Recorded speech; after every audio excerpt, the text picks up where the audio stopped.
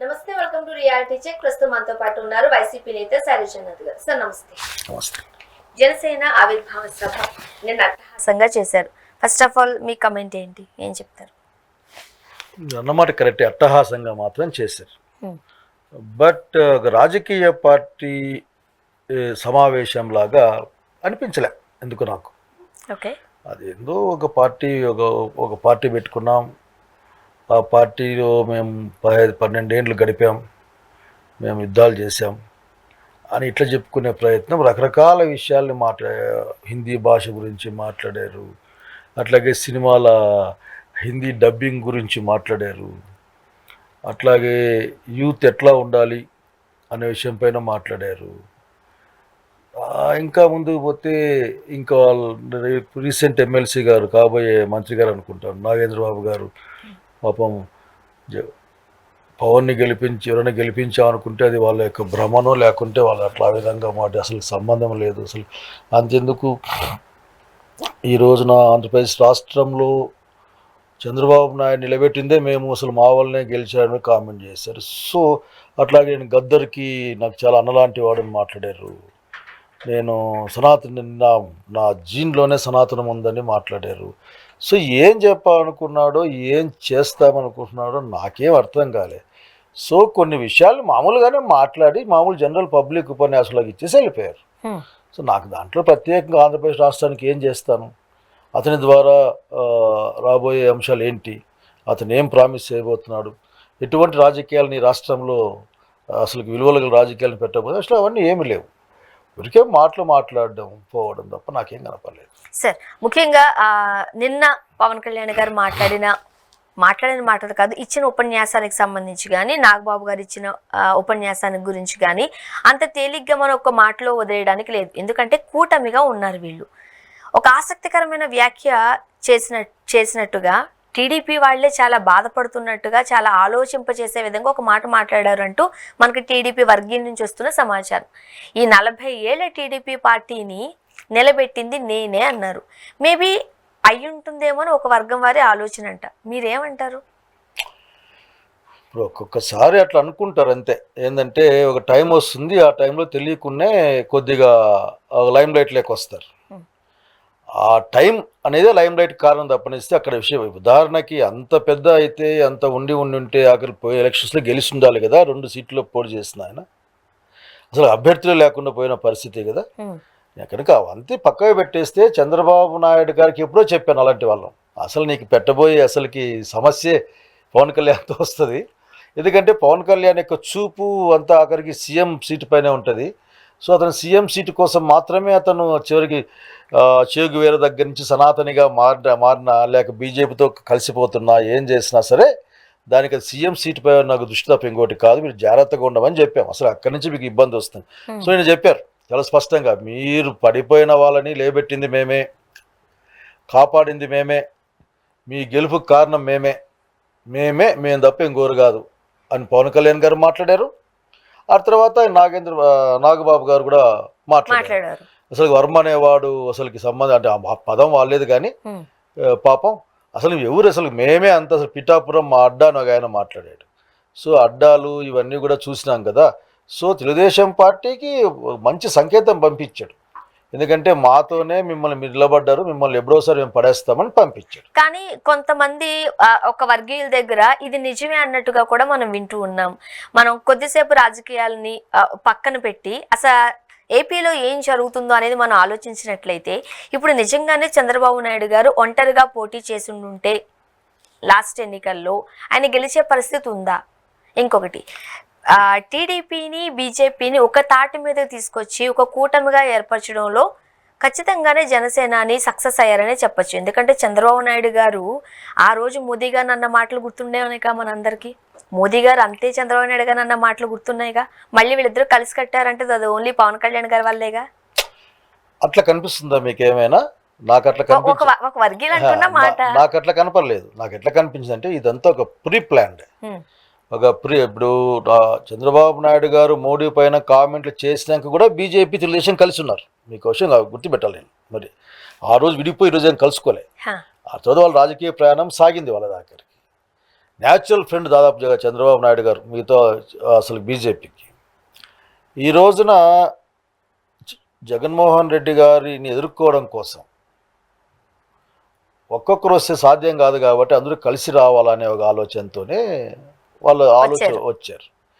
దాంట్లో పవన్ కళ్యాణ్ అతను ఒక మధ్యస్థం చేసినట్లుగా అట్లా కనిపిస్తుంది మనకి. అంతేగాని బీజేపీ పార్టీని చంద్రబాబు పార్టీని రెండింటిని అతను పట్టుకొని మీరు ఉండాల్సిందే ట్రంప్ లాగా ఏమన్నా నువ్వు చేయాల్సిందే అని చెప్పగలడా? అసలుకి ఎన్ని సీట్లు వస్తే అన్ని సీట్లు తీసుకుని గెలిచిన తర్వాత వారికి బిహేవియర్ మారింది అంతే. అంతేగాని నేను ఇప్పటికీ అంటే పవన్ కళ్యాణ్ లాంటి వాడిని వాడుతుందా బీజేపీ లేక ఆర్ఎస్ఎస్ లేకుంటే వాడబడుతుందా? ఎవరినింటే నవ్వుతారు ఈ విషయాన్ని.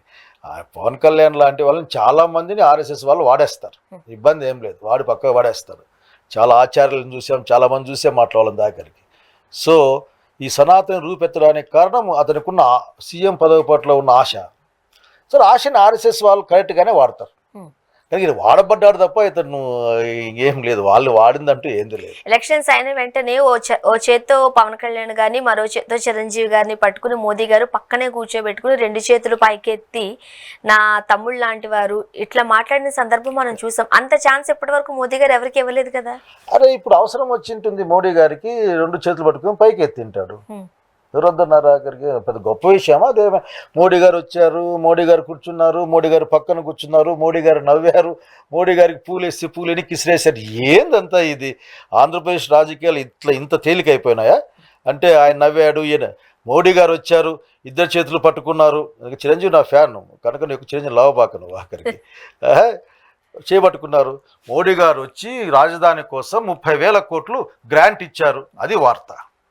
లేదు మోడీ గారు వచ్చారు మా రాయలసీమ ప్రాంతానికి ఆఖరికి ఒక 20,000 30,000 కోట్ల డబ్బులు బుందేల్ఖండ్ తరహా ప్యాకేజ్ ఇచ్చారు, అది వార్త.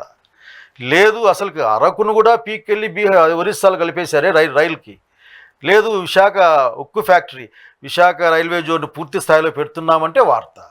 లేదు విశాఖ ఉక్కు ఫ్యాక్టరీకి ఇది వెనక్కి పోనే ఇదిగో 50,000 కోట్లు ఇచ్చేస్తున్నామని చెప్తే అది ఇవి కానీ చేయెత్తారు, నమస్తే పెట్టారు, నవ్వారు.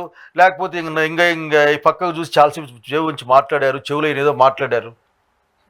ఏం మాట్లాడారు? ఇది కదా రాజకీయం అంటే రాష్ట్రానికి కావాల్సింది. మీరు మరి చేతులు ఎత్తారు, లేకపోతే నమస్తే పెట్టారు, ఇద్దరిని పక్కలో పెట్టుకున్నారు. ఇద్దరిని పక్కలో పెట్టుకోవడం వలన లేకపోతే చంద్రబాబు నాయుడు గారు పవన్ కళ్యాణ్ గారు ఇద్దరు కలిసి నరేంద్ర మోడీ గారిని విశాఖపట్నంలో ఊరేగించారు. ఊరేగించిన తర్వాత ఈ రాష్ట్రానికి వచ్చింది ఏదో చెప్పాలా. కనుక అదేదో వాళ్ళ యొక్క అంత ఊరేగించినా సరే మన ఆంధ్రప్రదేశ్ రాష్ట్రానికి ఏమీ తెచ్చుకోలేకపోతున్నాము అని అంటే ఎవరి వైఫల్యం మరి? అది మన అంటే వీళ్ళ పట్ల వాళ్ళకున్న ప్రేమ ఏందో అర్థమవుతుంది. అవసరానికి వీళ్ళు పెట్టుకోరు అంతే. వీళ్ళు నాకు వీళ్ళ దగ్గర ఎంపీ సీట్లు ఉన్నాయి, అట్లా అవసరం కాబట్టి పెట్టుకున్నారు, లేకుంటే వీళ్ళని పెట్టుకుంటారు. అంటే ఇప్పుడు ఆ రోజు అమరావతి నిర్మాణానికంటూ మోదీ గారిని పిలిచినప్పుడు కాసింత మట్టి కాసిన్ని నీళ్లు ఇచ్చిపోయారు, బాగా గుర్తున్నారు. ఆ విషయంలో చాలా పెద్ద హాట్ టాపిక్ అయింది, మనం చాలా సందర్భాల్లో దాని గురించి డిస్కస్ చేసాం కూడా. ఈ రోజు పవన్ కళ్యాణ్ గారు మధ్యవర్తిత్వం వహిస్తున్న ఈ టైంలో ఏపీ రాష్ట్రానికి ఈ రంగానికి ఇన్ని వేల కోట్లు ఇస్తున్నాం, అవి ఇస్తున్నాం, ఇవి ఇస్తున్నాం, ఇవన్నీ నా వల్లే ఇస్తున్నారని కూడా పవన్ కళ్యాణ్ గారు చాలా సందర్భాల్లో మాట్లాడడము విన్నాం. అది ఇచ్చారు లేదన్నది ఇంకా తెలియదు మనకి, బట్ ఇస్తామని అయితే చెప్తున్నారు మీడియా ముఖంగా. ఇప్పుడు ఒక అవగాహన ఉండాలి, ఏదొస్తే అది మాట్లాడడానికి కాదు. ఎందుకంటే ఈరోజు వార్త రేపటికి మారిపోతుంది అనుకో అవసరం లేదు, గుర్తుండే వాళ్ళకి గుర్తుంటాయి. మొన్న పార్లమెంట్లో అమరావతి డబ్బుల గురించి ప్రశ్న వేస్తే మాట్లాడారు కదా, ఆ తిరుపతి ఎంపీ వేసా అనుకుంటాను, వేస్తే మాట్లాడారు కదా. ఇక్కడ వాళ్ళు ఏం చెప్పారు? ఇది ఎఫ్ఆర్బిఎంకి సంబంధం లేకుండా అప్పులు ఇస్తా ఉన్నాం, ఇవన్నీ అప్పులే, ఇందులో గ్రాంట్ లేదు. మేము ఇంతకుముందు అదేంది మురుగునీటి పారుదల అండర్ వాటర్ డ్రైనేజ్కి, అండర్ గ్రౌండ్ డ్రైనేజ్కి, ఇంకో దానికి రోడ్లకి డబ్బులు ఇచ్చాం, ఓ 1500-1600 కోట్లు అనే విధంగా ఇన్నాం అంతే వాళ్ళు చెప్పింది ఆఖరికి. సో ఆ అప్పుకి మాకు సంబంధం లేదు, ఆ అప్పుకి రాష్ట్రానికే సంబంధం, అప్పుకి మా రాయలసీమ వాళ్ళకి సంబంధం, అత్యంత బీద వాళ్ళం మేము, మాకు దానికి సంబంధం, అప్పుకి ఉత్తరాంధ్ర వాళ్ళకి సంబంధం, అప్పుకి గోదావరి జిల్లాలకు సంబంధం. అమరావతి వాళ్ళు మాత్రం అప్పులు తీర్చరు. కనుక ఇది ఈ రోజున మా సంబంధం తప్ప మాకేం సంబంధం లేదు, ఇది మీరు కట్టుకోవాల్సిందే. కట్టుకోకపోతే జరగబోయే పరిణామం ఏంటంటే ఈ రాష్ట్రానికి రావాల్సిన గ్రాంట్లు ఉంటే ఆ గ్రాంట్లో పట్టి వాళ్ళకి కట్టేస్తారు. మరి అది కూడా అది అర్థం కాక అది కూడా నేనేంటి ఏం చేయగలిగింది ఏం లేదు.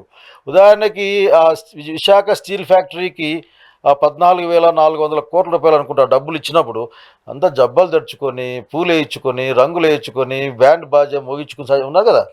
నాకు తేలింది ఏంది ఆఖరికి, అది కేవలం అప్పులు కడతారు, లేకుంటే ఇంకో దానికి కడతారు, దానికి వచ్చి ఒరిగేదంటే ఏం లేదు. అది ఒక రోడ్డుని ప్రిపేర్ చేస్తూ ఉన్నారు ప్రైవేటీకరణ ఫాస్ట్గా పోవడానికి అని చెప్పేసి మనం చూసాం. అంటే ఒక 800 మంది కాంట్రాక్ట్ ఉద్యోగాలు తీసేశారు. దానికి కారణం చంద్రబాబు నాయుడు గారు, పవన్ కళ్యాణ్ గారు. నేను అంటాను, కాదని మీరు అనగలరా? ఎందుకంటే మీరు మమ్మల్ని మభ్యపుచ్చే ప్రయత్నం చేయండి. ఆ రోజు ఒక ఎంపీ గారు, బహుశా లోకల్ ఎంపీ అనుకుంటా, ఆయన ఏమంటారంటే అసలు మేము అత్యంత కష్టపడితే ఈ డబ్బులు వచ్చినాయి, మళ్ళీ చెప్పలేమని. ఎందుకు అబద్ధాలు చెప్తారు ఆఖరికి? అన్ని విషయాలు తెలిసి సత్యదూరంగా మాట్లాడుతూ మమ్మల్ని ఇబ్బంది పెట్టే కార్యక్రమం ఏంది? సో ఈ రాష్ట్రానికి వీళ్ళ ద్వారా వచ్చిందంటూ ఏంది లేదు, ఇంతవరకు రావాల్సింది కూడా రాలేదు. దీన్ని అర్థం పోలవరం ప్రాజెక్ట్ వీళ్ళు ఎవరు కట్టమన్నారు? వీళ్ళని గవర్నమెంట్ ఆఫ్ ఇండియా కట్టాలని కదా చట్టం చెప్పేది. మరి దాని మీద కింద పడుతున్నారంటే ఏంటి మీకున్న? అసలు ఆ రోజున పోలవరాన్ని నేను కట్టిస్తానని తీసుకోవడమే చంద్రబాబు నాయుడు గారు చేసిన గొప్ప తప్పు. అసలుకి పోలవరానికి ఎవరైనా కానీ పెద్ద ద్రోహం చేసింటే అది బాబు గారే. ఎందుకంటే గవర్నమెంట్ ఆఫ్ ఇండియా కట్టి మనకి ఇవ్వాల్సింది, అది జాతీయ ప్రాజెక్ట్. దాని జాతీయ ప్రాజెక్ట్ తీసుకెళ్లేసేసి మీరు ఆఖరికి మీ స్టేట్కి మళ్ళీ జిల్లాకి మార్చుకుంటే ఎట్లా? సో వాట్ ఐఎమ్ టెల్లింగ్ అంటే, మీరు చెప్పింది మీరు ఓకే, మీరు సంతోషపడచ్చు, చేతులు ఎత్తచ్చు, లేకపోతే పూలు వేసుకోవచ్చు, బండ్ల మీద ఊరేగచ్చు, నేనేం కాదన్నా. కాకపోతే మీ యొక్క ఈ అన్ని ప్రవర్తనల వల్ల ఈ రాష్ట్రానికి ఏమొచ్చిందో చెప్పాలి. ఈ రాష్ట్రానికి ఏం చెప్పుకోదగ్గవేం రాలే. అసలు కూటమిలో ఏం జరుగుతుందో కూడా తెలియని పరిస్థితి. ఈ రోజు పవన్ కళ్యాణ్ గారు అంటారు రాబోయే 10 నెక్స్ట్ 15 ఇయర్స్ వరకు చంద్రబాబు నాయుడు గారు ముఖ్యమంత్రిగా ఉంటారు చెబుతూనే ఉంటారు. మరోపక్క ఆయనే చెబుతూ ఉంటారు అసలు టీడీపీని నిలబెట్టిందే నేను అని. అంటే అధికార పీఠం మీద మీరు అన్నట్టుగా అధికార పీఠం గురించి చూస్తున్నట్టుగా కదా. మొన్నటికి మొన్న లోకేష్ గారికి డిప్యూటీ సీఎం ఇస్తారు అన్న ఒక వార్త నడిచిన నేపథ్యంలో సాక్షాత్తు చంద్రబాబు నాయుడు గారు ఫోన్ చేసినా సరే నాకు బాగాలేదని అన్నారంట. తీరా చూస్తే ఇదంతా మనం అందిన సమాచారమే మనకి. తీరా చూస్తే పుణ్యక్షేత్రాలు అంటూ వాళ్ళ బాబుని తీసుకుని ఆయన క్షేత్ర దర్శనాలు చేశారు. అంటే ఎక్కడో ఏదో నడుస్తుందేమో.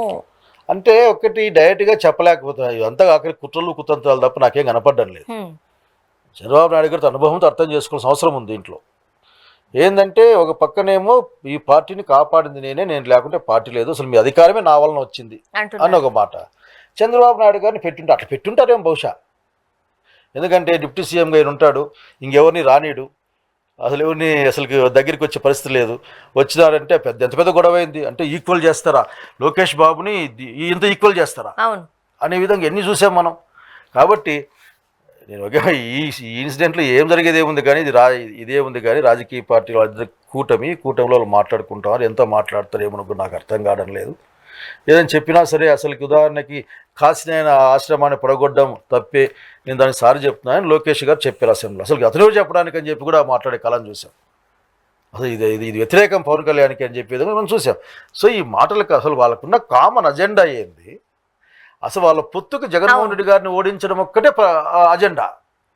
ప్రజలకు ఏం చేస్తాం వాళ్ళ దగ్గర ఏమీ లేదు. దానికి చంద్రబాబు గారు ఈ వీడియో ఇంతకుముందు చూస్తేనే అసలుకి జగన్ రెడ్డి 10 రూపాయలు ఇస్తా ఉన్నాడు అప్పులు తెచ్చి, నేనైతే సంపాదించి 15 రూపాయలు ఇస్తా మీకు అని చెప్పాడు. నేను ఇప్పుడే దగ్గర పంపించి చూశాను, మీరు కూడా చూస్తాను చూపిస్తాను ఆఖరికి. సో నేనేమంటా అంటే ఇవన్నీ కూడా కాదు, వాళ్ళకే చెప్పండి ఈ రాష్ట్రానికి వాళ్ళు చేయబోయే కామన్ అజెండా ఏం చెప్పండి. ఇయర్ వైజ్ వాళ్ళు చెప్పాల్సింది చెప్పండి. సూపర్ 6 ఇచ్చాం, ఎవరు అమలు చేసేవాళ్ళు అడిగేవాళ్ళు లేడు, అమలు చేసేవాళ్ళు లేడు. ఒక్క సంవత్సరం చేస్తామంటే సంవత్సరం మిగిల్చుకున్నట్లే కదా. కనుక కూటమిలో ఏం జరగదు, కూటమిలో అధికారం తప్ప. అధికారం చెప్పారు బహుశా మన ఒక మంత్రి గారు చెప్పారు అసెంబ్లీలో, అసలు అధికారం కోసమే కలుస్తున్నాం మేమని. సో అంతకంటే ఎక్కువ ఆలోచించదండి మీరు. అంతకంటే ఎక్కువ ఆలోచిస్తారని అనుకుంటారేమో, ఆలోచించబాకండి. అంటే ప్రస్తుతం రాజకీయాల కన్నా కూడా కూటమిలో ఏం జరుగుతుందనే ఒక కాన్సన్ట్రేషన్ ప్రతి ఒక్కరికి వచ్చేసిందండి. ఇప్పుడు మొన్నటికి మనం చూసాము, వర్మ గారు పిఠాపురం నియోజకవర్గంలో చాలా పట్టున్న వ్యక్తి, ఆయనే అభ్యర్థి అని అన్నారు. ఆయన సాక్రిఫైస్ చేయాల్సిన పరిస్థితి వచ్చింది. ఆ స్థానంలో పవన్ కళ్యాణ్ గారు ఉన్నప్పుడు వర్మ గారు కూడా పవన్ కళ్యాణ్ గారు గెలుపు కోసం చాలా కృషి చేశారు. మనం ఆ టైంలో మీడియాలో అది చూసాం. ఈరోజు అసలు ఎవరి వల్ల కాదు మా వల్లే వచ్చింది అంటున్నారు నాగబాబు గారు. అంటే ఎక్కడో తేడా కొట్టట్లే. తేడా ఏముంది అసలుకి? తేడా అని మీరు అనుకుంటున్నారు. అసలు ఇక్కడ ఏముందని, ఉదాహరణకు అనంతపురంలో పోటీ చేస్తా అని పవన్ కళ్యాణ్ గారు చెప్పినట్లు నాకు గుర్తు, నాకు బాగా గుర్తు. ఆ టౌన్లో చేస్తానని చెప్పి చేస్తున్నట్లు. పిఠాపురం ఆయన ఒప్పుకోకపోవచ్చు. పిఠాపురంలో ఒక ఒక ప్రముఖమైన సామాజిక వర్గం ఆడ ఉంది కాబట్టి అక్కడికి పోయి వర్మ గారిని పైకి నెట్టడం తప్ప ఇంకోటి ఏముంది దాంట్లో. వర్మ గారు పాపం ఎన్నిసార్లు బాధపడంగా మనం చూసాం, మనం వీడియోలో చూసాం, వార్తలు చూసాం. ఎమ్మెల్సీ ఇస్తారనుకున్నారు, అంటే ఆల్మోస్ట్ ఇంకా అతన్ని తీసేసినట్లే, అతన్ని ఇంకా కరివేపాకులాగా వాడుకొని పడేస్తారు, అట్లా పడేసినట్లే. పైగా దానికి ఏంటంటే ఇంకా అధికారం అనేది కొద్దిగా చేతిలో ఉంది కదా, సో కనీసం సహాయం చేసిన వాళ్ళని లేక తమ అభివృద్ధికి కారణమైన వాళ్ళని కూడా పక్కన నెట్టాడు, మేమే అంత అని చెప్పడం. ఈ పవన్ కళ్యాణ్ గారికి ఎవరు సహాయం లేదు, ఈయనే తెలుగుదేశం పార్టీని గెలిపించాడు, ఈయన అధికారంలోకి తెచ్చాడు, ఇతనే బీజేపీని తెచ్చాడు, ఇతనే మోడీని సిపిఎం చేశాడు, ఇతనే అని చెప్పుకునే ప్రయత్నం. ఏం చేస్తాం, అది వాళ్ళ ఆలోచన ధోరణి, దాన్ని ఏం చేయగలిగింది ఏమీ లేదు. కానీ నేను అడిగే మాట ఒక్కటే, మీరు ఇన్ని ప్రయత్నాల్లో ఈ రాష్ట్రానికి ఏం చేశారు, ఈ రాష్ట్రానికి ఏం తెచ్చారు? అట్లాగే అప్పులు కాకుండా, అప్రూపేణ కాకుండా అమరావతికి మీరేమైనా తెచ్చిపెట్టే అవకాశం ఉందా? అంతెందుకు 50,000 మందికి అమరావతిలో జగన్ రెడ్డి గారు పేద ప్రజలకి హౌసింగ్ ఇండ్లు ఇచ్చారు. మళ్ళీ పేద ప్రజల పక్షాన మాట్లాడాలి కదా వాడు ఎవరైనా కానీ. ఈ 50,000 మందికి ఇండ్లు అక్కడ కట్టబడతాయి, మాది భరోసా అని చెప్పాలి కదా, లేదే. అట్లాగే గతంలో అంతలాకు వచ్చిన అర్హులైన పట్టాదారులందరూ భయపడద్దండి నేనున్నానని చెప్పాలి కదా. విద్యార్థుల ఫీజులు నేనున్నాను కట్టిస్తానని చెప్పాలి కదా. అందాక ఎందుకు సార్, అప్పుడు జగన్మోహన్ రెడ్డి గారు వైసీపీ ప్రభుత్వం అధికారంలో ఉన్నప్పుడు విశాఖ ఉక్కు ఆంధ్రుల హక్కు అంటూ పోరాటం వెళ్ళినప్పుడు పవన్ కళ్యాణ్ గారు వాళ్ళందరితో పాటు ఆ రోడ్డు మీద బైఠాయించి పోరాటంలో నేను కూడా ఉన్నాను అన్నారుగా. మరి ఈరోజు అధికారంలో ఉన్నది అటు కేంద్రంలో నడిపిస్తుంది నేనే, ఇటు రాష్ట్రంలో నడిపిస్తుంది నేనే అని చెప్తున్న పవన్ కళ్యాణ్ గారు ఈ రోజు ఎందుకు విశాఖ ఉక్కు కార్మికుల సంబంధించి వాళ్ళ వెంబడి ఉండట్లేదు, అసలు నోరే ఎత్తట్లేదు దానికి సంబంధించి? అసలుకి అది జనం అర్థం చేసుకోవాలి. అసలుకి ఒక్కొక్క సందర్భంలో ఏ విధంగా ఈ పవన్ కళ్యాణ్ గారు బిహేవ్ చేశారనే విషయం అర్థం చేసుకోవాలి.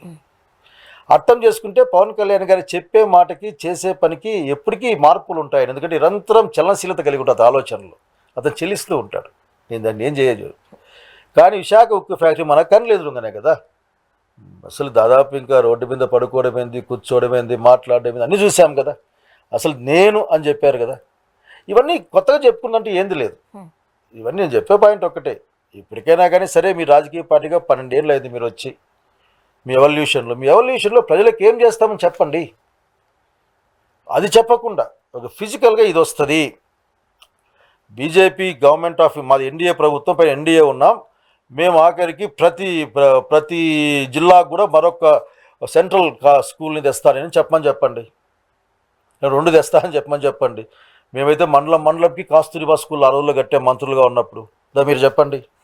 లేదు అనంతపురం జిల్లా నుంచి తరలించిపోయిన ఎయిమ్స్ని ఇంకొక ఎయిమ్స్ మా అనంతపురం జిల్లాలో పెడతామని చెప్పండి.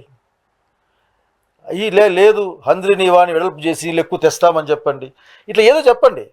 ఇట్లా ఏం చెప్పకుండా అసలుకి మా పరిపాలనలో మాట్లాడితే మామూలుగానే సినిమాల్లో పవన్ కళ్యాణ్ గారు బాగానే ఉంటారు కనుక ఇది కూడా అట్లా అనుకోవాల్సి వస్తుంది. అంటే కొన్ని డైలాగ్స్ పవన్ కళ్యాణ్ గారు సీజ్ ద షిప్ అనడం కావచ్చు, లేదు అని అంటే కూటమిలో ఉన్నప్పటికీ కూడా ఒక ప్రాంతం దగ్గరికి వెళ్ళినప్పుడు హోంమంత్రి గారు ఏం చేస్తున్నారని వాళ్ళ మీద అరిచిన సందర్భం కూడా మనం చూసాం కూటమిలో ఉన్న మంత్రి పైనే. అయితే ఇప్పుడు ఇంతకుముందు మనం మాట్లాడుకున్నాం ఈ డిస్కషన్కి సంబంధించి ఒక అమరావతి నిర్మాణానికి అని చెప్పి ఒక 50,000 ఇళ్ల పట్టాలకు సంబంధించి పేదల నుంచి లాక్కుంటున్నారు. అండ్ ఏపీ రాష్ట్ర వ్యాప్తంగా జగన్మోహన్ రెడ్డి గారు ఏదైతే ఇళ్ల స్థలాలు ఇచ్చారో వాటిని కూడా వెనక్కి తీసుకుంటున్నారు. ఇదంతా మనం చూస్తున్నాం. మరీ ముఖ్యంగా ఏం చెప్తున్నారు వాళ్ళు, వెరిఫికేషన్స్ అంటూ పెన్షన్లు కూడా తగ్గిస్తున్నారు. వీటికి సంబంధించి చంద్రబాబు నాయుడు గారు ముందుకు వెళుతుంటుంటే ఆపాల్సింది పవన్ కళ్యాణ్ గారేగా. అదే ఆయన ప్రతిపక్షం ఉండుంటే పాటికి మోకాలు అడ్డుండేవారుగా. ఖచ్చితంగా మోకాల మీద కూర్చోయినా మోకాలు అడ్డుండేవాడు, అనుమానం ఏం లేదు. ఎందుకంటే సమాధానం చెప్పట్లేదు, మాట్లాడట్లేదు. అసలు నేను అడిగేది అదే కదా. నేను ఏంటంటే మీ రాజకీయ ప్రస్తావనలో మీరు చెప్పిన మాటలేంది, చేసిన పనులేంది, అధికారంలోకి వచ్చినాక మీరు చేస్తున్న పనులేంది, ప్రజల పక్షాన మీదేంటి ఆఖరికి.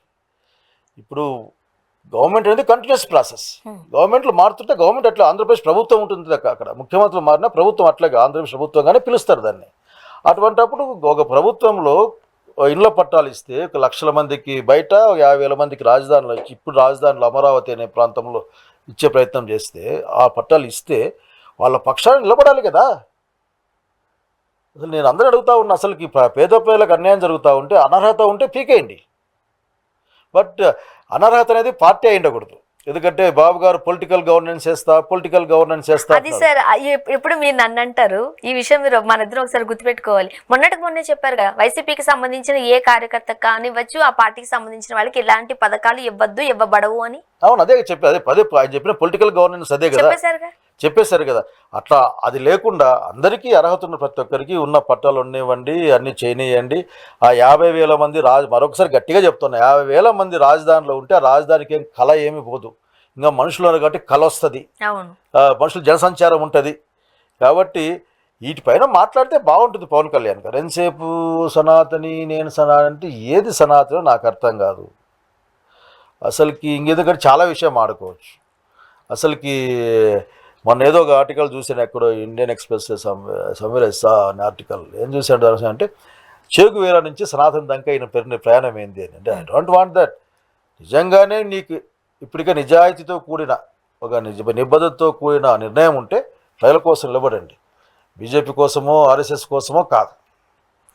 అండ్ నిన్నటి సభలో తమిళ్లో ఉన్న హిందీ లాంగ్వేజ్ గురించి కూడా చాలా మంచి ఉపన్యాసం ఇచ్చారు పవన్ కళ్యాణ్ గారు అంటున్నారు. మీరేం చెప్తారు? అంటే నేను చెప్పేది ఒకటి, దాంట్లో హిందీ భాష గురించి చేశారు అంటే ఇది చాలా మంది చెప్పే అంశం అనుకోండి. ఎందుకు తెలుగు తమిళ్ ఆ యూపీ బీహార్లో పెట్టరు, బళ్ళల్లో తీసుకెళ్ళి పెట్టండి. ఆ తర్వాత హిందీ సినిమాలు డబ్బు చేయకుండా ఉండాలి. మాకు అది కాస్త అర్థం కాలేదు సార్, మీరు చెప్తారేమో అని నేను మిమ్మల్ని అడిగాను. అసలుకి ఏంటది అంటే ఆలోచన ధోరణి, దాన్ని ఏమంటారు, వాళ్ళకున్న వాటిని అంతే చూడాలి. సినిమాల్లో డబ్బు చేయకూడదు.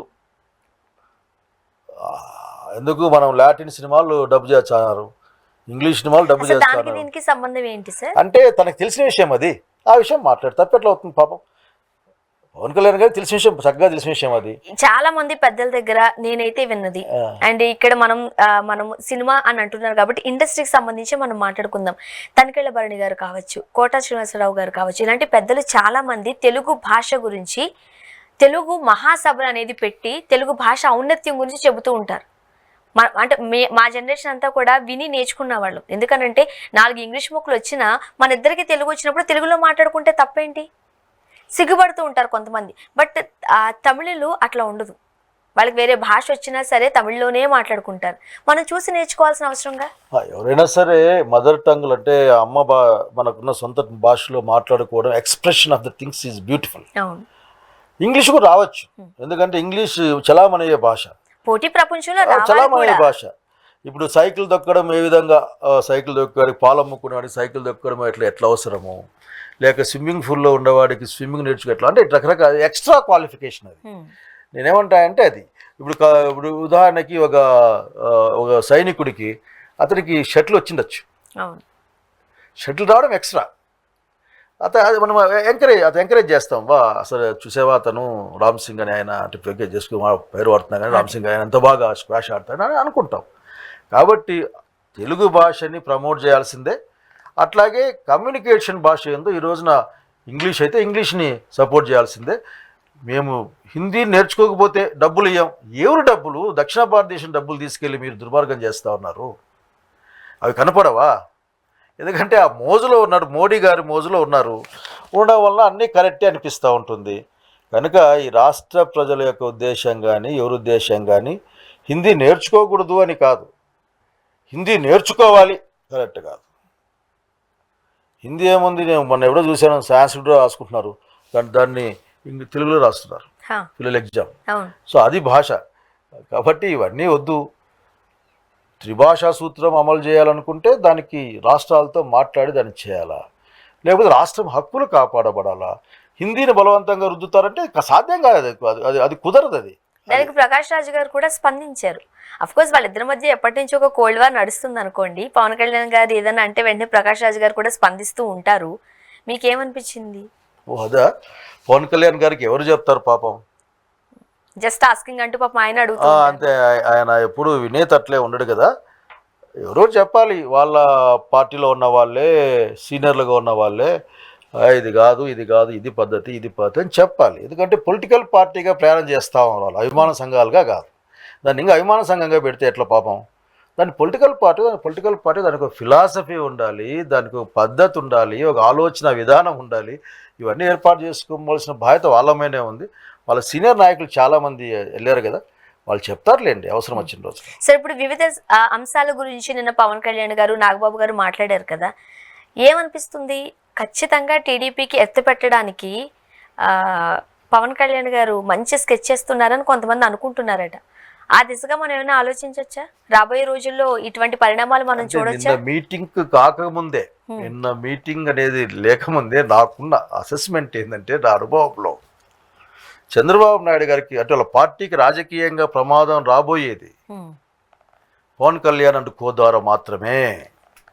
పవన్ కళ్యాణ్ బీజేపీ ద్వారా మాత్రమే ఆయనకి రేపు పొద్దున ఏమో జరగబోతుంది. ఇది రాజకీయం తెలిసిన వాళ్ళు కానీ, రాజకీయాల గురించి ఆలోచించే వాళ్ళు కానీ స్పష్టంగా తెలిసిన, అది చంద్రబాబు నాయుడు గారికి కూడా తెలుసు, అదే ఇప్పుడు తెలుసు ఆయనకి. కానీ ఏమీ చేయలేని పరిస్థితి పాప మా గారు, రకరకాల కారణాల రీతి. ఆ కారణాలు నేను పోదలుచుకోలేదు.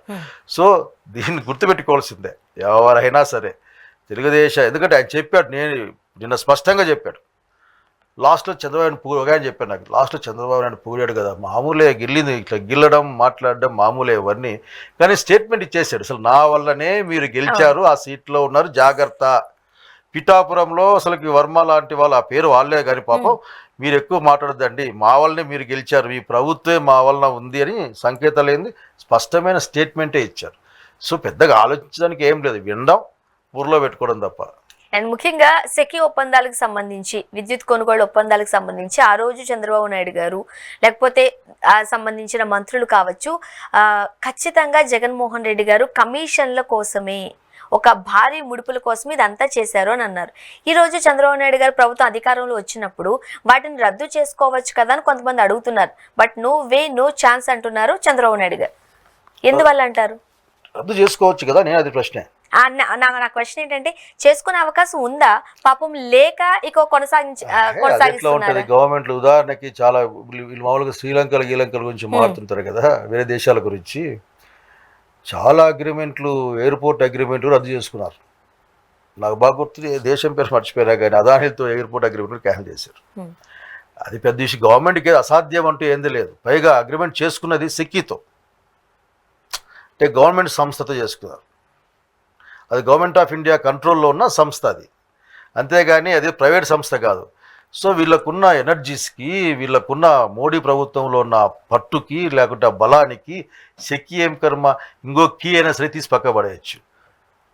దాంట్లో మొన్న తిరుపతిలో కరెంట్ వాళ్ళు మీటింగ్ పెట్టి చెప్పారు కదా వాళ్ళు పాపం, ఇది చాలా గొప్ప అగ్రిమెంట్, ఇది అసలుకి దేశంలో ఎక్కలేని విధంగా అతి తక్కువ ధరకే మనకి ఇంకొక 15-20 సంవత్సరాలకి ఇది అష్యూరెన్స్ ఇచ్చే ఒక ఇది 1,00,000 కోట్ల పైన జగన్మోహన్ రెడ్డి గారు మిగిలిచ్చారని విధంగా చెప్పారు కదా. సో ఇది ఆ రోజున పొలిటికల్గా మాట్లాడడం, తీరా వస్తేనే అది గవర్నమెంట్ ఆఫ్ ఇండియా సంస్థ, గవర్నమెంట్ ఆఫ్ ఇండియా సంస్థతో ఆంధ్రప్రదేశ్ ప్రభుత్వం అగ్రిమెంట్ చేసుకుంది. లాభమో నష్టం వస్తే ఏ సెక్కీకి వస్తుంది, ఇంకోరికి కాదు. ఆ సెక్కీ ఇంకోరికి ఏంది, ఎవరితో అగ్రిమెంట్ చేసుకుంటుందని మనకు సంబంధం వ్యవహారం, మనకు ఆఖరికి. అది అదాని కదా, అదాని మీద అసలు చేయబెడతారే మీన పాపం. అట్లయినా గవర్నమెంట్ ఆఫ్ ఇండియా, దాని వెనక అదాని. అసలుకి మీరు ఎక్కువ ఊహించబాకండి, అనవసరం ఎక్కువ ఊహలు ఊహించి జనాల్ని ఊహలో పెట్టబాకండి. అంటే ఆ రోజు జగన్మోహన్ రెడ్డి గారికి కమిషన్లు అందితే ఈ రోజు చంద్రబాబు నాయుడు గారు ఎందుకు కంటిన్యూ చేస్తున్నారు అనేది ఒక డౌట్. అంటే అంశాలు ఆయన లేవనెత్తాడు కాబట్టి, సో ఈ రోజు ఆ కంటిన్యూషన్కి ఉన్న లాభ నష్టాలు ఏంది ఆయన చెప్పాల్సింది. అంతే, I don't want go such things which is not useful to anybody. అది మీకు నవ్వులాటగా లేదు. లేకపోతే బలహీనపడ్డ చంద్రబాబు నాయుడు గారు ఏమైనా కనిపిస్తుందా మనకి? ఏమైనా అంటే అదానిని కూడా ఏం చేసుకోలేని తరానికి ఏమన్నా కనిపిస్తుందా? సో ఇవన్నీ కూడా పాపం బాబు గారు చాలా స్ట్రెస్లో ఉన్నారు ఈ విషయంలో మాత్రం, అనేక విషయాలు. రాజకీయాలలో ఎవరైనా ఒక మాట ఇచ్చినా, లేదంటే ఒక మాట మాట్లాడినా దానికి సంబంధించిన చరిత్ర, దానికి సంబంధించిన కారణాలు వెతుకుతూ ఉంటారు. ఈ జనరేషన్ ముందే చూస్తూ ఉంటారు అప్పుడు ఏం జరిగిందని. బట్ ఈ మధ్య కాలంలో చంద్రబాబు నాయుడు గారు, ఆ రోజు జగన్మోహన్ రెడ్డి గారు ఒక నంబర్ కాదు, పురంధేశ్వరి గారు ఒక నంబర్ చెప్పారు, ఇంకొకరు ఇంకొక నంబర్ చెప్పారు. బట్ మొన్న అసెంబ్లీలో అదంతా తూచి 3.5 లక్షల కోట్లు ఏదో చెప్పేశారు. అక్కడ ఒక చోట మనకు నెంబర్ తేడా ఇప్పుడు విద్యుత్ శాఖ విద్యుత్ ఒప్పందాలకు సంబంధించి ఆ రోజు అన్న మాటలు వేరు, ఈ రోజు అంటున్న మాటలు వేరు. అండ్ పవన్ కళ్యాణ్ గారు విమెన్ ట్రాఫికింగ్ జరిగింది జగన్మోహన్ రెడ్డి గారు ప్రభుత్వంలో అన్నారు, అదేమీ లేదన్నారు హోంమంత్రి అనిత గారు. ఇవన్నీ కూడా అసెంబ్లీ సాక్షిగా బయటపడుతున్న నిజాలు. రేపన్న రోజు చంద్రబాబు నాయుడు గారు ఇంకేదన్నా మాట మాట్లాడితే నమ్మే పరిస్థితి ఉందా? అంటే ప్రజలకి జ్ఞాపకం పెట్టుకునే కాలం తక్కువ ఉంటుందని బలంగా నమ్ముతాడేమో చంద్రబాబు నాయుడు గారు, ముఖ్యమంత్రి గారు. అనేద్దాం ఈ పూటకి, ఆ పూటకి అయిపోద్ది, మళ్ళీ ముందుకు వచ్చిన చూసుకుందామని అనుకుంటారేమో. ఉదాహరణకి ఏం చెప్పారు అమరావతి గురించి, ఇంకో చెప్తా అమరావతి గురించి ఏం చెప్పారు, అసలు ఇది సెల్ఫ్ సస్టైన్డ్, ఇది ఇదే సంపాదించుకుంటుంది, ఈ భూములను పెట్టి నేను చేస్తాను అనేది మాట కదా. మరి అప్పులు ఎందుకు? 30 ఏళ్ళు అప్పులు కట్టాలి, అసలుకి చాలా పెద్ద అప్పు అవుతుంది దాకా. ఈరోజు 30-40 అర్థం కాలేదు. కానీ ఆ రోజు కట్టయ్యే పాపం గవర్నమెంట్లో ఉన్న వాళ్ళకి అసలుకి, ఎందుకంటే 30 ఏళ్ళకి 35 ఏళ్ళకి చాలా పెద్దవాళ్ళు అయిపోయింటాం వాళ్ళు ఉంటే భూమి మీద. కనుక చంద్రబాబు నాయుడు గారు ప్రజలకి ఎక్కువ జ్ఞాపకం శక్తి ఉండదని అనుకుంటారేమో నాకు అనుమానం. ఎందుకంటే అంతెందుకు ఎన్ని చెప్పారు, విపరీతంగా చెప్పారు కదా. అసలుకి సంపద సృష్టికి, నాకు ఇప్పుడు నవ్వొచ్చేది ఒకటే, సంపద సృష్టికర్త నేను అని చెప్పారు కదా. ₹1 సంపాదించాలి అప్పులు తప్ప, కనుక అప్పులు తేవడమే నేరం అనే విధంగా మాట్లాడారు కదా. మరి ఇప్పుడు డైలీ యాక్టివిటీసే అప్పుల మీద నడుస్తున్నాయేమో నాకు అనుమానం. సో బాబు గారికి తెలుసు ఇప్పుడు మాట్లాడిన మాట మళ్ళీ గుర్తుకుండదులే అని. That is the thing. అది సూపర్ 6 అయినా లేక అలిగేషన్స్ అయినా ఏదైనా సరే, అంతెందుకు నా మాట నెగ్గుతుంది ఢిల్లీలో అనేది కూడా అందులో భాగం తప్ప ఇంకోటి కాదు. ముఖ్యంగా ఇప్పుడు ఏపీకి కొత్తవి 10 ప్రాజెక్ట్స్ రాబోతున్నాయి. 82,000 మందికి ఉపాధి అవకాశం వస్తుంది. 1,20 కోట్ల పెట్టుబడులు వస్తున్నాయి అంటున్నారు. ఇది కూడా నమ్మొచ్చా మనం, లేకపోతే దీని కూడా వెనకాల వేరే కథ ఏమైనా ఉంటుంది? దీని మీద ఒకటే, ఈ రోజున the activity and behaviour of the government పైన డౌట్స్ ఉన్నాయి జనానికి. గుర్తించే సెక్షన్కి డౌట్స్ ఉన్నాయి, వీళ్ళు నిజం చెప్తున్నారు లేదా అని. సో ఎన్ని కోట్లు చెప్పారు మీరు? 1,20,000 కోట్లు. ఏ కంపెనీ పెట్టుబడి పెడుతుంది? అసలుకి ఆ పెట్టుబడి పెట్టే సంస్థకు ఆ శక్తి ఉందా? ఏ ప్రాంతంలో పెడుతుంది? ఎప్పటిలోగా ఫినిష్ చేస్తుంది? ఈ 82,000 ఉద్యోగాలు ఎన్ని ఉద్యోగాలు ఎప్పుడు ఇస్తారు అనేది ఒక వైట్ పేపర్ ప్రకటిస్తే దాని మీద కూడా నాకు అనుమానమే. ఎందుకంటే వైట్ పేపర్లో 10 లక్షల కోట్ల అప్పు ఉందని గవర్నర్తో చెప్పించారు ఆ రోజున. అయినప్పటికీ కూడా గుడిలో మెల్ల. కనుక ఈ 24,000 ఉద్యోగాలు ఎట్లా వస్తాయి, ఆ 1,20,000 కోట్లు ఎవరిస్తూ ఉన్నారు, ఇవన్నీ చెప్తే కూడా మాలాంటి అర్థం చేసుకునే ప్రయత్నం. ఎందుకంటే లేదని చెప్పడం నాకు ఇష్టం లే. ఎందుకంటే ముందు అర్థం చేసుకుంటాం, అర్థం చేసుకున్నాక అది అబద్ధమైతే విధంగా మాట్లాడతాం. బట్ ఇప్పటికైతే నాకేం కనపడలే. ముఖ్యంగా జగన్మోహన్ రెడ్డి గారు గవర్నర్ గారికి ఫిర్యాదు చేశారు, ఏపీలో ఒక అరాచక పాలన, ఒక నియంత లాంటి పాలన సాగుతోంది అని. మీరేం చెప్తారు? ఎటువంటి పాలన సాగుతుందంటారు?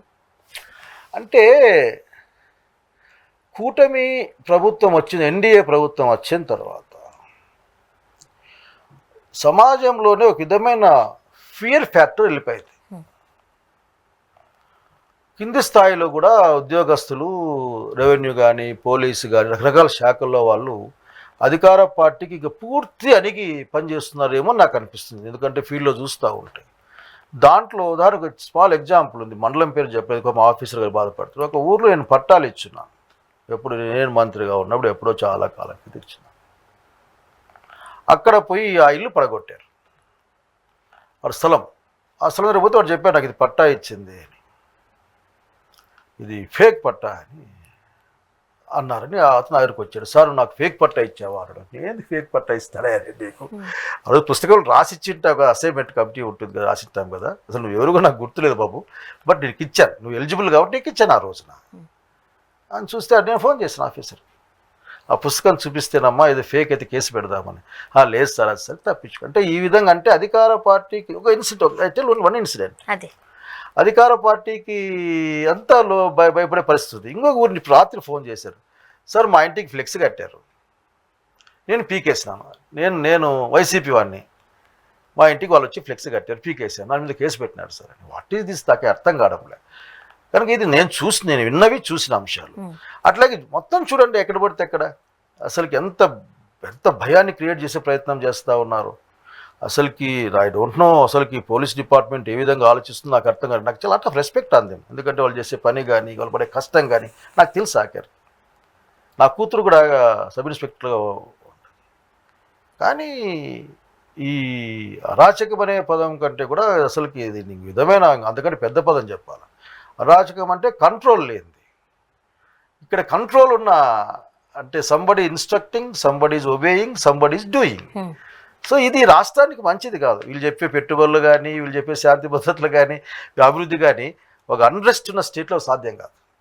కనుక ప్రజలు తిరగబడే కాలం, ఐ మీన్ వాళ్ళు మొన్న విద్యార్థులు వచ్చారు, మాకు డబ్బులు ఇవ్వండి అని వాళ్ళు మాట్లాడుతారు, మా నిరుద్యోగ వృత్తి ఇవ్వండి అని మాట్లాడుతూ ఉన్నారు. అటువంటి తెచ్చుకోకూడదు ప్రభుత్వాలు సాధ్యమైనంత వరకు మొదటి సంవత్సరంలో చాలా పనులు చేసి అబ్బా అబ్బా అని చప్పట్లు కొట్టించుకోవాలి. ఇటు చప్పట్లు కొట్టించుకోవడం వల్ల ప్రజలు మాత్రం దెబ్బలు తింటా ఉన్నారు. సాధారణంగా కూటమి ప్రభుత్వం అధికారంలోకి వచ్చి ఒక 9 నెలలు అవుతుంది. ప్రజలు కూడా కాస్త ఓపిక పడుతూ ఉంటారు, గవర్నమెంట్ మారింది కాబట్టి ఏం చేస్తారో అని. బట్ ప్రభుత్వాలు కూడా చాలా తెలివిగానే ఉంటాయి. మొదటి సంవత్సరంన్నర వరకు మేము మీకే ఉన్నామంటూ కాస్త పాజిటివ్గా ఉండి, మధ్యలో ఒక 2-3 ఏళ్ళు కాస్త స్తబ్దుగా ఉండి, మళ్ళీ ఎన్నికలు దగ్గర పడుతున్న టైంలో మళ్ళీ ఉత్సాహంగా పనిచేస్తూ ఉంటాయి. ఈ రాజకీయ పార్టీలలో సాధారణంగా చూస్తూ ఉండేవి. బట్ వచ్చిన 9 నెలలకే వాలంటీర్స్ బయటకు వచ్చారు, నిరాహార దీక్షలు అంటూ చేశారు. పాపం వాళ్ళు ఎక్కడున్నారో కనిపించిన పరిస్థితి. మరోపక్క మొన్నటికి మొన్న అంగన్వాడీలు బయటకు వచ్చారు, ధర్నాలు చేశారు, అరెస్ట్ చేసి బయట పెట్టేశారు. ఇప్పుడు పేదలకు ఇచ్చిన ఇళ్ల స్థలాలు లాగేసుకుంటున్నారు. వచ్చారు నేను ఇలా నోట్ చేసుకుంటూ పోతుంటుంటే ఎన్ని వస్తున్నాయో. మరోపక్క అమరావతిలో ఇళ్ల స్థలాలు లాగేసుకుంటున్నారు. ఏపీ వ్యాప్తంగా ఇల్లు కట్టుకోలేని అంటే జగన్మోహన్ రెడ్డి గారు ఎవరైతే పేదలకు స్థలాలు ఇచ్చారో అవి లాగేసుకుంటున్నారు. ఇప్పుడు పెన్షన్లు తగ్గింపు అంటున్నారు. చేస్తున్న పని కనిపించడం లేదు. చాలా మంది స్టేషన్ చుట్టూ తిరగాల్సిన పరిస్థితి అంట. ఏం జరగబోతుందంటారు? ఒక 5 ఏళ్ళు ప్రభుత్వాన్ని మన అధికారంలో చూడగలమా అని ఏపీ వాసులు భయం అట. అంటే అట్లేం కదా, బాగా నంబర్ ఉంది కదా, నంబర్ ఉంది, ఇబ్బంది ఏం లేదు, నంబర్ ఉంది వాళ్ళ దగ్గర. అదే నేను అడిగేది అది, అసలుకి ఏది బాబు మీరు మాకేం చేస్తామని చెప్పారు, ప్రజలకు ఏం చేస్తారు, దాని మీద కాన్సన్ట్రేట్ చేయండి. దానికి కేవలం అసలుకి నేను అనుకున్నాను అప్పులు ఎక్కువైపోయినాయి, లేదా నా కాలే ఇట్లా ప్రజల కోసం ఏం చేస్తామని అనుకున్నావు. వాట్సాప్ పాలన ఎంతవరకు వచ్చిందంటారు? ఆ రోజు జగన్మోహన్ రెడ్డి గారు poor in that social media నాకు పెద్ద ఐడియా కూడా లేదు. ఎప్పుడన్నా వచ్చి ఫోన్ చేసి నీకు వాట్సాప్ పెట్టినామంటే ఓపెన్ చేసుకోవాలో తెలుసు. నాకు వాట్సాప్ చూడని కాదు, బట్ ఎవరైనా చెప్పాలి నీకు పంపించాలి. లేకపోతే కొన్ని చాలా ఎక్కువ వస్తాయి, నేను చూడలేను కూడా దాన్ని ఆఖరికి. సో వాట్సాప్ పాలన మంచిదే అసలుకి. కానీ అదే సిమిలర్ స్కీమ్ జగన్మోహన్ రెడ్డి గారి దగ్గర ఉండిందని నాకు అనుమానం. ఉండింది అనుకుంటా, ఇటువంటిదే ఒక ఆన్లైన్ ప్రాబ్లమ్స్ ఏదో వస్తే పెట్టేది ఉండింది. దానికి పేరు మార్చడమే. మొన్న అదే శక్తి అనే ప్రోగ్రాం పెట్టారే వాళ్ళు, సేమ్ పేరు మార్చడం తప్ప దాంట్లో నాకేం కనపడలేదు ఆఖరికి. సో అవి కానీ అడిగేది నేను, మీ విజన్ 5 ఏళ్ల పాటు ఏం చెప్పారు, అన్యాయం అయిపోయింది ఆంధ్రప్రదేశ్ రాష్ట్రం అన్నారు కదా, మళ్ళీ దీని రీకన్స్ట్రక్షన్లో మీ విజన్ ఏంది, మీరు చేసే పని ఏదో మాకు చెప్పండి. ఏం చెప్పకుండా ఊరికి అప్పుడు జగన్మోహన్ రెడ్డి వాన రాలే, జగన్మోహన్ రెడ్డి నీళ్ళు రాలే, జగన్మోహన్ రెడ్డి బహుశా అప్పుడు అనేవాళ్ళు మా టైంలో ఉన్నప్పుడు. ఆఖరికి అసలుకి రాజశేఖర రెడ్డి గారు వస్తే వర్షం వస్తుంది, చంద్రబాబు వస్తే వర్షం రాదనే విధంగా పాపం అప్పుడు కామెంట్ చేసేవాళ్ళు ఆ రోజుల్లో. అవన్నీ నేను నమ్మను ఆఖరికి. అవన్నీ ఇట్స్ నాట్ నైస్ థింగ్స్ అవన్నీ. బట్ అవి కాదు కదా కావాల్సింది. ఎంతసేపు జగన్మోహన్ రెడ్డి ఆయన మంత్రివర్గం, జగన్మోహన్ రెడ్డి మంత్రివర్గం. అరే బాబు సంవత్సరం అయింది, మీకు అపారమైన అధికారాన్ని మీరు చెప్పారు. నాకు ఇప్పటికీ డౌటే, ఆ 12.5 ఓట్ల ఎక్కువ వచ్చిన ఓట్లు ఇవి ఎక్కడో చెప్పాల్సిన అవసరం ఉంది, చెప్పేవాళ్ళు ఎవరు లేరు. అయినప్పటికీ అంత పెద్ద నంబర్తో మీరు ఉన్నారు కదా, మరి ఉన్నప్పుడు ఎట్లా చేయొచ్చు మీరు, కనుక చేయమని కోరుకుంటా ఉన్నా నేను. చూద్దాం సార్ ఏం చేస్తారు. ఏం చేయరు, ఏం చేస్తే అట్లాగే పనిలో పని అమరావతి మీద చాలా కాన్సన్ట్రేషన్ ఉంది. రాయలసీమ హక్కు రాజధాని అనేది మాకు ఇప్పుడు, ఎందుకంటే మేమే ఇచ్చాము. కర్నూలు రాజధానిని హైదరాబాద్కి ఇచ్చాము, కనీసం మాతో మాట్లాడలేదు. హైకోర్టు శ్రీబాగ్ ఒడంబడిక ప్రకారం హైకోర్టు అన్న మాకు ఇచ్చాడు జగన్మోహన్ రెడ్డి గారు, అది కూడా లాక్కెళ్ళారు. బెంచ్ కూడా ఇవ్వలేదంట, మాకు బెంచ్ కూడా ఏం లేదు. సో కాబట్టి ఏమంటాయంటే చంద్రబాబు నాయుడు గారు రాయలసీమ వాడు మీరు కూడా, వాస్తవ్యులు మీరు కూడా, ఆ రాజధాని గట్టిగా అడగట్లేదేమో సార్. అవునా, మేము గట్టిగా అడిగితే ఏమంటారంటే ఆఖరికి మీరు ఇంకోటి ఏదో ఆలోచిస్తున్నారు అంటారు. కాబట్టి మేము ఆలోచించడంలే. బట్ ఓన్లీ వన్ రిక్వెస్ట్, మీరు రాయలసీమకు అన్యాయం జరుగుతూ ఉంది కనుక రాజధాని ఆడగడతారా, లేకపోతే మళ్ళీ మాతో మాట్లాడతారా, మాకు హైకోర్టు ఇచ్చేవన్నీ ఇంకొక 2వ రాజధాని ఏమైనా పెడతారా కర్ణాటక బాధ్యత, ఇవన్నీ ఆలోచించాల్సిన అవసరం ఉందని బాబు గారు విజ్ఞప్తి. This my request. చూద్దాం సార్, మీ రిక్వెస్ట్ వాళ్ళు ఎంతవరకు యాక్సెప్ట్ చేస్తారు. థ్యాంక్ యూ సో మచ్ అండి, మీ అభిప్రాయాలు పంచుకున్నారు. Thank you very much. ఇది వాళ్ళ రియాలిటీ చెక్. Stay tune.